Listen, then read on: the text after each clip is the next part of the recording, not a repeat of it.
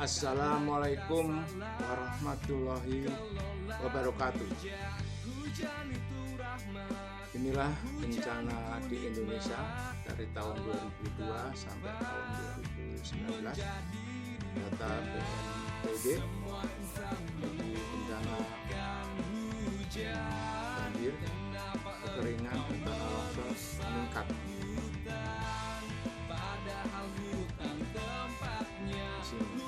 Dari tahun 2002 sampai tahun 2019, 2002 153 bencana, 2019 3.622. Peningkatan ini selama 17 tahun sebesar 22.532%.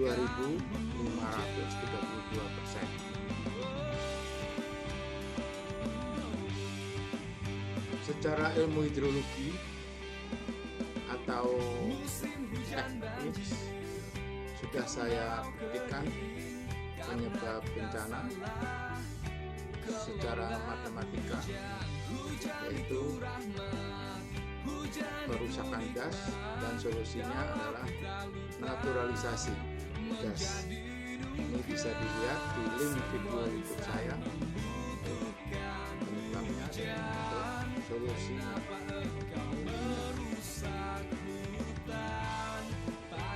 Itu secara teknis atau ilmu hidrologi. Ini adanya kerusakan gas. 92% hutan asli Indonesia telah hilang. Kemudian secara moral atau non teknis, penyebab bencana non teknis ini secara moral ada 6 perbuatan yang dilakukan oleh orang-orang yang telah mengundang peningkatan bencana selama 17 tahun terakhir ini, 2002 sampai 2019, yaitu pertama israf atau berlebihan, kedua kufur nikmat atau mengingkari nikmat, membuang hujan, mempersekutukan Allah SWT, berprasangka buruk terhadap Allah SWT, sikap takdzib atau mendustakan terhadap ayat-ayat Allah SWT, dan jal atau berlaku bodoh. Ini berdasarkan Al-Quran. Berdasarkan kebenaran nyata, wajib hukumnya untuk disampaikan, dan kalau tidak disampaikan termasuk menyekutukan Allah atau menolak Al-Quran. Penyebab 1, israf, berlebih-lebihan dalam mengeksploitasi alam. Ini sesuai dengan teknis, ini merusak daerah aliran sungai. Telah nampak kerusakan di darat dan di laut disebabkan karena perbuatan tangan manusia. Allah menghendaki agar mereka merasakan sebagian dari akibat perbuatan mereka, agar mereka kembali ke jalan yang benar. Al-Quran surat Al-Rum ayat 41. Nah, ini 72% hutan asli Indonesia telah hilang. Penyebab kedua, kufur nikmat atau mengingkari nikmat atau membuang hujan.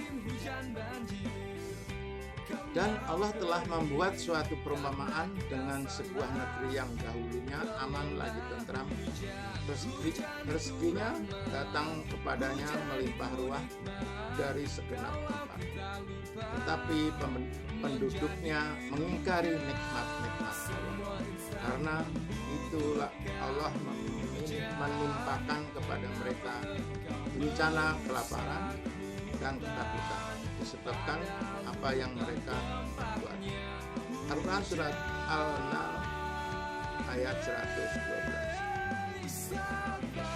Dan sesungguhnya kami telah mempergulirkan hujan itu di antara manusia supaya mereka mengambil pelajaran dari padanya maka kebanyakan manusia itu tidak mau kecuali mengingkari nikmat. Surat Al-Furqan ayat 50. Dan ingatlah juga tatkala Tuhanmu memaklumkan, sesungguhnya jika kamu bersyukur pasti kami akan menambah nikmat kepadamu, dan jika kamu mengingkari nikmatku maka sesungguhnya azabku sangat pedih. Apa surat Ibrahim ayat 7. Nah, ini jelas kalau kita mengingkari atau kufur nikmat akan datang azab. Ini karena hukum Allah itu selalu melekat di dalam bumi dan langit. Nah, ini bukti bahwa mengingkari itu telah lama dilakukan di Indonesia. Ini lampiran 1 Peraturan Menteri Pekerjaan Umum nomor 12 PRT/M 2014 tentang penyelenggaraan sistem drainase perkotaan. Konsep drainase konvensional paradigma lama adalah upaya membuang atau mengalirkan air kelebihan secepatnya ke sungai terdekat. Dalam konsep drainase konvensional, seluruh air hujan yang jatuh di suatu wilayah harus secepatnya dibuang ke sungai dan seterusnya ke laut. Dampak dari konsep ini adalah kekeringan yang terjadi di mana-mana, banjir, dan juga longsor.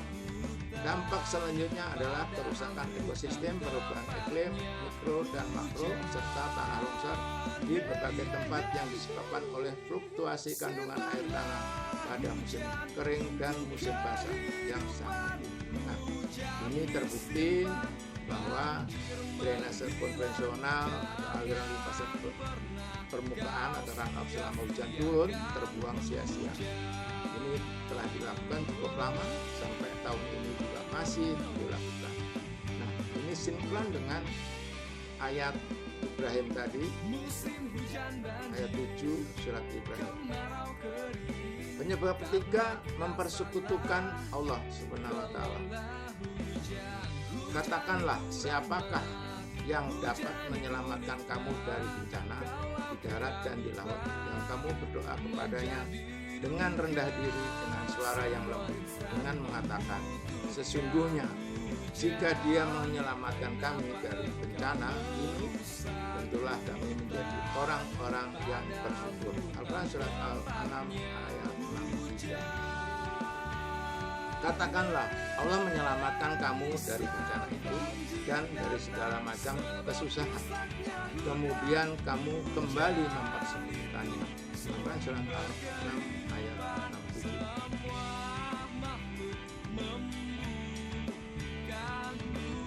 Katakanlah, dialah yang berkuasa untuk mengirim azab kepadamu dari atas kamu atau dari bawah kakimu, atau dia mencampurkan kamu dalam golongan-golongan yang saling bertentangan dan merasakan kepada sebagian kamu keganasan sebagian yang lain. Perhatikanlah betapa kami mendatangkan tanda-tanda kebesaran kami sedemikian agar mereka memahami. Al-Quran surat Al-An'am ayat 4. Jadi kalau kita kembali mempersekutukan Allah, akhirnya azab akan datang. Inilah perbuatan manusia yang mempersekutukan Allah Subhanahu wa Ta'ala. Dengan bertobat, dengan kembali bertobat kepadanya dan bertakwa kepadanya, serta dirikanlah salat dan janganlah kamu termasuk orang-orang yang mempersekutukan Allah. Al-Quran surat Ar-Rum ayat 31.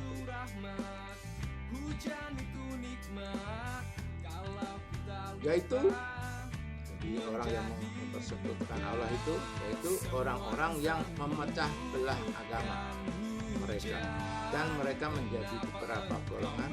Tiap-tiap golongan merasa bangga dengan apa yang ada pada golongan mereka.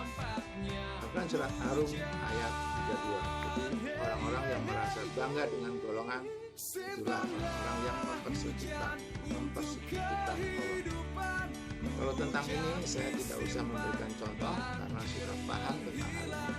di Indonesia, dan hampir tiap hari kita saksikan. Dan orang yang mempersekutukan Allah atau golongan itu yang mendatangkan atau yang mengundang bencana.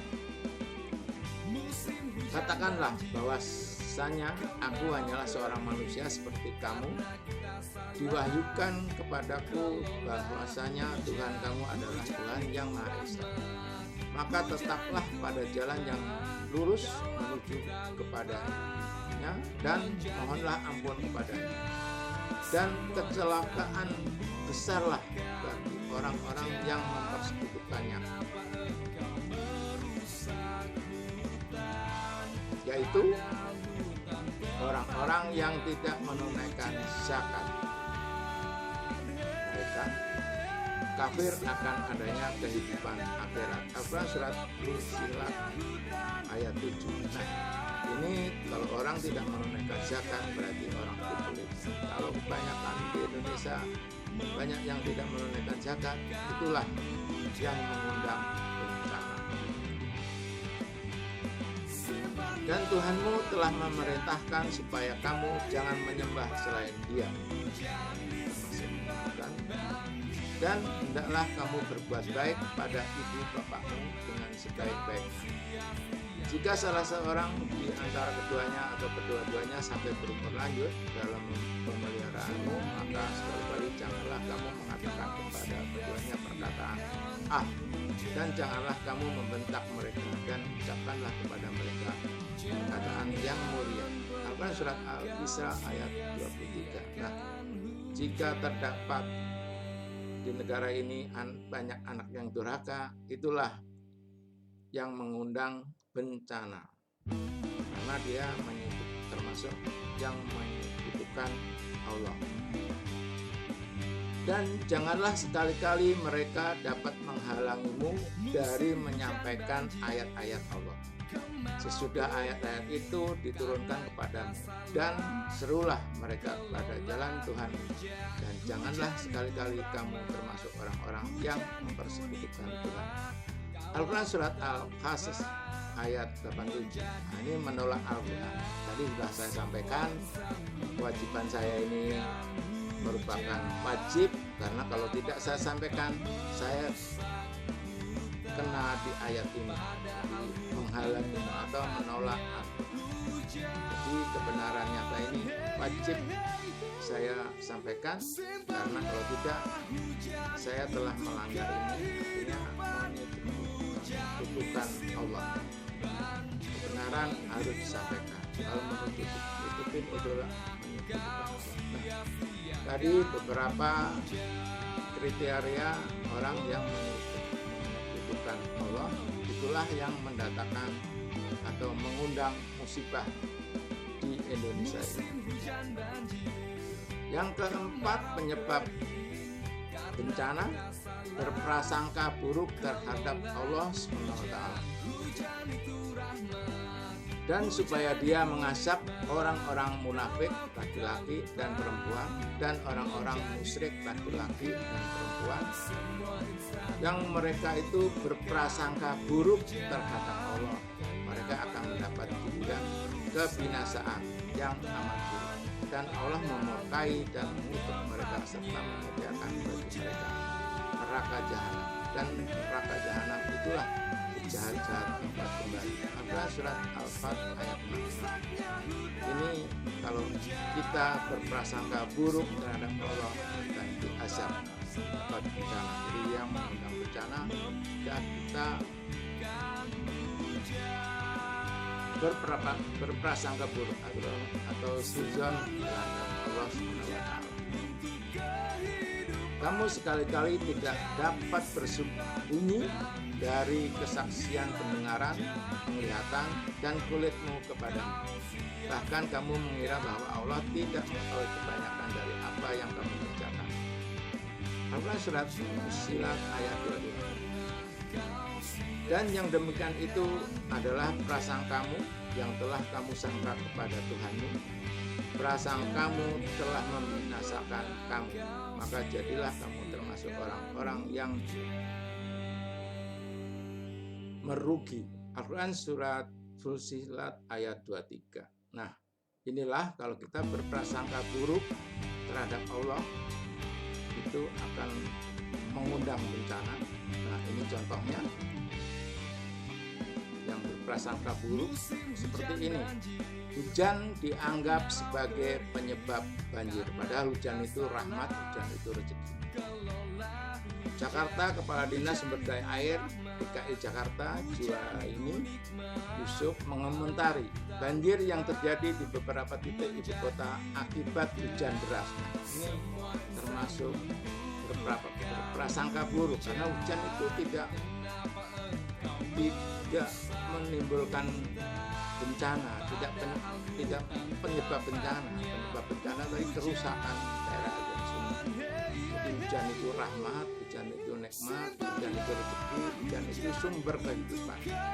Tapi manusia mengatakan hujan itu sumber bencana banjir. Ini contoh. Kemudian Kepala Pusat Data dan Informasi Kebencanaan Badan Penanggulangan Bencana Daerah BPBD Jakarta M. Ridwan menyatakan terdapat 9 ruas jalan tergenang akibat hujan deras. Jadi hujan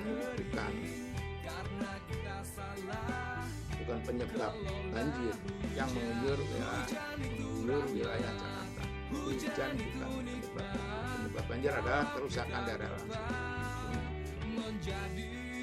Kembali saya beri contoh. Menjawab pertanyaan ini, Kompas.com menghubungi Kepala Bidang Analisis Variabilitas Iklim BMKG Indra Bestari. Indra mengungkap banjir di Jakarta pagi ini disebabkan oleh curah hujan yang tinggi. Jadi penyebab bencana seolah-olah curah hujan. Nah, ini berprasangka buruk terhadap Allah, pasti kita diazab. Penyebab 5, sikap takzib atau mendustakan terhadap ayat-ayat Allah. Nah, ini contohnya BMKG, curah hujan ekstrim di Jakarta dipengaruhi perubahan iklim. Ini termasuk mendustakan, padahal iklim itu tidak pernah berubah. Ini ayatnya. Tuhan yang memelihara kedua tempat terbit matahari dan Tuhan yang memelihara kedua tempat terbenam. Al-Quran surat Ar-Rahman ayat 17. Dua tempat terbit matahari dan dua tempat terbenamnya ialah tempat dan terbenam matahari di waktu musim panas dan di musim dingin. Nah, ini kemarau dan musim hujan kalau di daerah tropis. Ini jelas sampai kiamat pun musim atau iklim tidak pernah berubah. Tetapi kebanyakan saat ini, akhir-akhir ini banyak orang yang mengatakan, ahli-ahli, hujan deras berdurasi panjang yang mengguyur DKI Jakarta pada tanggal 21 Desember 2019 sore hingga 1 Januari pagi menyebabkan banjir cukup luas di beberapa wilayah. Curah hujan yang ekstrim ini, kata Badan Meteorologi, Klimatologi, dan Geofisika BMKG, dipengaruhi oleh perubahan iklim. Tidak ada perubahan iklim. Ini jelas ayatnya. Ini kebenaran nyata. Ini sampai kiamat pun iklim itu tetap ada dua, iklim panas dan iklim dingin. Nah, inilah yang menyebabkan, yang mengundang bencana, mendustakan terhadap ayat-ayat Allah. Jadi ayat-ayat ini didustakan. Padahal ini kebenaran nyata. Iklim, ya matahari selalu terbit dari timur dan barat di dua tempat. Ini sampai hari kiamat, kecuali nanti pas kiamat matahari keluar dari barat. Selama belum kiamat, ini tetap akan terbit dan tenggelam di timur di dua tempat. Itu contoh. Nah, mungkin ini lagi Perserikatan Bangsa-Bangsa PBB mendefinisikan perubahan iklim sebagai gejala yang disebabkan baik secara langsung atau tidak langsung oleh aktivitas manusia. United States Global Climate Change Program mendefinisikan perubahan iklim sebagai reaksi ekstrim fenomena cuaca yang menciptakan dampak negatif pada sumber daya pertanian, sumber daya air, kesehatan manusia, penipisan lapisan ozon, vegetasi, dan tanah, yang menyebabkan 2 kali lipat dari konsentrasi karbon dioksida dalam oksigen. Ini pernyataan-pernyataan yang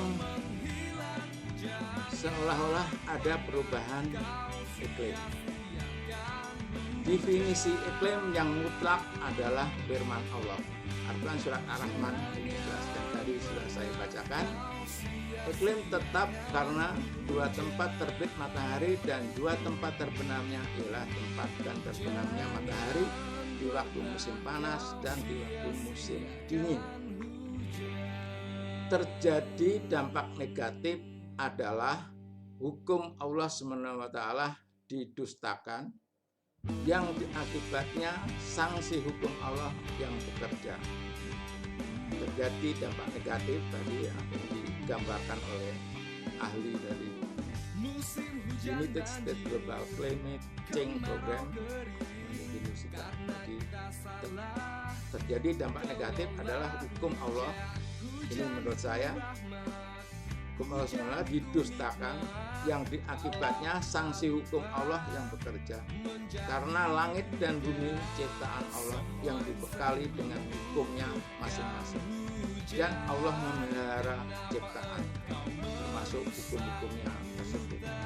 Maka sanksinya bencana berupa cuaca, pertanian, sumber daya air, kesehatan, vegetasi, dan tanah serta ekosistem. Jadi terjadi dampak negatif itu bukan karena adanya perubahan iklim, tetapi sanksi daripada hukum Allah berupa bencana tadi. Kalau kita menyatakan ada perubahan iklim, berarti pola pikir tersebut seperti di zaman jahiliyah yang waktu itu tentang hujan. Sebagai berikut: hujan turun kepada kita karena bintang ini atau bintang itu, maka dia kafir kepada dan beriman kepada bintang.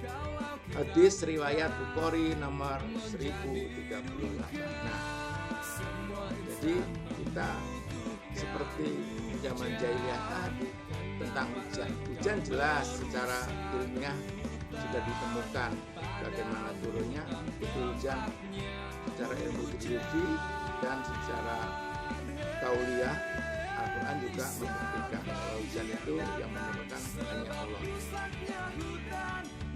Penyebab keenam, berlaku bodoh, termasuk ketika manusia mengetahui kebenaran tetapi melanggarnya, maka itu termasuk kebodohan dalam mengelola alam dengan berbuat kerusakan di muka bumi, juga dapat mengundang bencana. Ini penyebab yang keenam tadi, berlaku bodoh. Dan bila dikatakan kepada mereka, janganlah kamu membuat kerusakan di muka bumi, mereka menjawab, sesungguhnya kami orang-orang yang mengadakan perbaikan. Al-Quran surat Al-Baqarah ayat 11. Nah, seperti ini jelas hutan itu tempat menyimpan hujan, ini dirusak, dibakar. Ini kita melakukan kebodohan seperti membuat pertambangan, perkebunan, kawasan industri, kawasan perumahan, dan lain-lain. Ini semua merusak di muka bumi, padahal bumi itu adalah penghidupan untuk seluruh makhluk. Demikianlah informasi dari saya. Terima kasih perhatiannya. Billahi taufiq wal hidayah. Wassalamualaikum warahmatullahi wabarakatuh.